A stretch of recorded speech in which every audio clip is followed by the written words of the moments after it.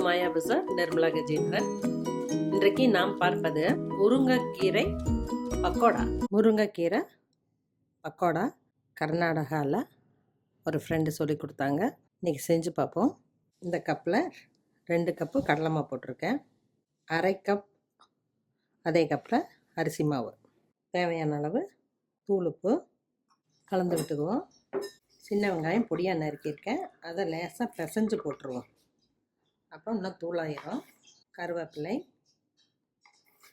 பச்சை மிளகாய், கொத்தமல்லி இலை, முருங்கை இலை க்ளீன் பண்ணி கழுவி வச்சுருக்கேன். அதில் ஒரு பிடி மட்டும் போடுறேன். குச்சியெல்லாம் இல்லாமல் தனித்தனி இலையாக எடுத்து வச்சுக்கணும். பச்சை மிளகாய் போட்டால் தான் பக்கோடா போண்டா இதுக்கெல்லாம் ருசி கொடுக்கும். குழந்தைங்க பச்சை மிளகாய் சாப்பிடாதுங்க அப்படின்னு நினச்சா பச்சை மிளகாய்க்கு பதிலாக மிளகுத்தூள் போட்டுக்கலாம். லேசாக தண்ணி தொளிச்சு செய்வோம். முதல்ல தண்ணி நிறைய ஊற்றிட வேண்டாம், அப்புறம் மாவு ஆட் பண்ணுற மாதிரி வந்துடும். இப்போ கெட்டியாக இருக்குது. இதை கடல் எண்ணெயில் போட்டு எடுப்போம். சின்ன இரும்பு சட்டியில் எண்ணெய் ஊற்றிருக்கேன். சின்ன சின்னதாக போட்டு எடுப்போம்.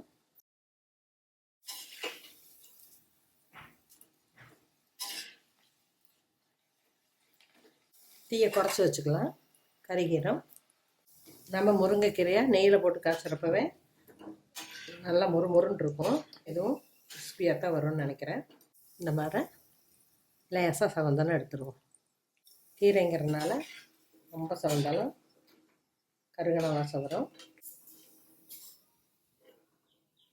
இதே போல் எல்லாத்தையும் போட்டு எடுப்போம். நல்லா கிறிஸ்பாக இருக்குது, அப்படியே உதிருது. இதான் ஃபஸ்ட் டைம் நான் போடுறேன். ஆனால் டேஸ்ட்டு ரொம்ப நல்லாயிருக்கு. முருங்கைக்கீரை அவ்வளோ கிறிஸ்பாக இருக்குது, வாசமாகவும் இருக்குது. அந்த ஃப்ரெண்டுக்கு தேங்க்ஸ் சொல்லிடுறேன்.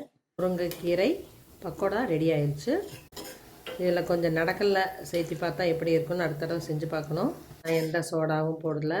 முருங்கைக்கீரையை பொரியல் பண்ணுவோம், பருப்பில் விடுவோம். இது கண்டிப்பாக வித்தியாசமாக இருக்குது. நீங்களும் ட்ரை பண்ணிவிட்டு பிடிச்சிருந்தா சப்ஸ்கிரைப் பண்ணுங்கள், ஷேர் பண்ணுங்கள். தேங்க்யூ.